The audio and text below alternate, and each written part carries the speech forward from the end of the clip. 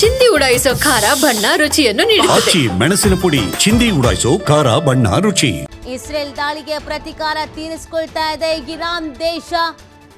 Israel ಜನವಸತಿ ಕೇಂದ್ರಗಳ ಮೇಲೇನೆ Iran ನಿರಂತರ ದಾಳಿ, ಬಿಟ್ಟು ಬುಡದೆ ದಾಳಿ. ದೇಶ ಬಿಟ್ಟು ಹೊರ ಹೋಗಲಾರದೆ ಪ್ರವಾಸಿಗರು ಪರದಾಡ್ತಿದ್ದಾರೆ. ಅಲ್ಲೇ ಇರೋದಕ್ಕೂ ಭಯ, ಹೊರಗೆ ಹೋಗೋದಕ್ಕೂ ಆಗದ ಪರಿಸ್ಥಿತಿ.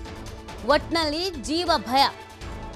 ಯಾವಾಗ ಅಲ್ಲಿಂದ ಬಂದು ಬಿಡ್ತೀವೋ ಅನ್ನುವಂಥ ಭಯಕ್ಕೆ ತವಕ. ಆದರೆ ಅದು ಸಾಧ್ಯ ಆಗ್ತಾ ಇಲ್ಲ ಸದ್ಯದ ಮಟ್ಟಿಗೆ. ಎರಡು ದೇಶಗಳಿಗೂ ಬುದ್ಧಿವಾದ ಹೇಳುವಂಥ ಕೆಲಸವನ್ನು ಅಕ್ಕಪಕ್ಕದ ರಾಷ್ಟ್ರಗಳು ಮಾಡ್ತಾ ಇವೆ.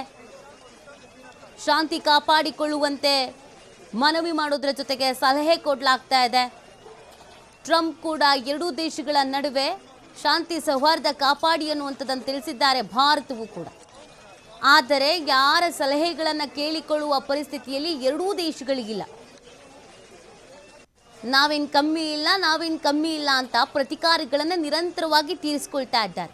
ಇದರಲ್ಲಿ ಅಮಾಯಕ ಜೀವಗಳು ಬಲಿ ಆಗ್ತಾ ಇದ್ದಾವಲ್ಲ ಅನ್ನೋದು ಬೇಸರದ ಸಂಗತಿ.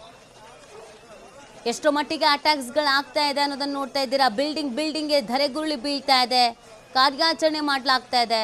ಕೆಲವರು ತಮ್ಮವರನ್ನು ಕಳ್ಕೊಂಡಿದ್ದಾರೆ, ಕೆಲವರು ತಮ್ಮವರನ್ನು ಮಿಸ್ಸಿಂಗ್ ಅಂತ ಹೇಳ್ತಿದ್ದಾರೆ. ಇನ್ನು ಕೆಲವರು ಬಂಕರಿಗೆ ಶಿಫ್ಟ್ ಆಗಿದ್ದಾರೆ.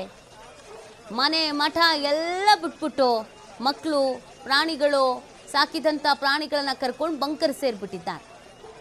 ಯಾವಾಗ ಏನು ಪರಿಸ್ಥಿತಿಯೋ ಅನ್ನುವಂಥ ರೀತಿಯಲ್ಲಿ ಅಲ್ಲಿನ ಸಿಚುವೇಶನ್ಸ್.